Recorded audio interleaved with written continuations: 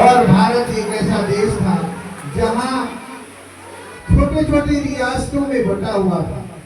लगभग 500 से ऊपर देशी रियासतें थी। भारत गुलाम कैसे हुआ? भारत में अंग्रेजों के आने के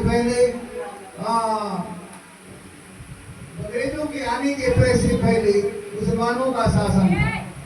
लेकिन शासन किसी का भी हो, चिंतन समाज की होनी चाहिए।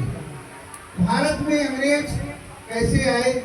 सन 1600 से क्या 1608 के आसपास और 1800 में अंग्रेजों ने यहाँ पर लगभग 200 वर्षों तक शासन किया। आप विश्वास करें, भारत में अंग्रेजों के आने का मुख्य कारण हमारे देश के राजा ही थे, कोई बाहरी व्यक्ति नहीं था। राजाओं के राज्य को अभी आप देखें, राजाओं के बने हुए राज दरबार और किले सभी पहाड़ों पर होते थे। पहाड़ों में बनाने के पीछे कारण है कि वहां पब्लिक नहीं जाती थी और उनके तमाम सारे ऐशो आराम के साधन थे और वहां रहते थे। राजा पब्लिक के प्रति वफादार नहीं होता था।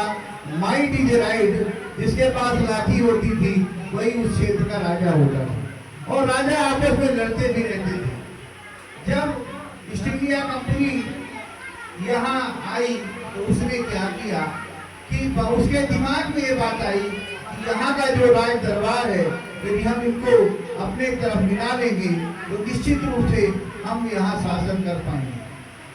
ईस्ट इंडिया कंपनी ने कभी नहीं सोचा था कि इंग्लैंड में बैठी हुई महारानी हमारे भारत में राज्य करेगी। उसका उद्देश्य ये था, ईस्ट इंडिया कंपनी व्यापार करेगी और राज्य भी करेगी। लेकिन ईस्ट इंडिया कंपनी ने अपने स्वभाव से लालच देकर राजाओं को पहले मिलाया और कुछ एक राजाओं को आपस में फिर मिलवा दिया।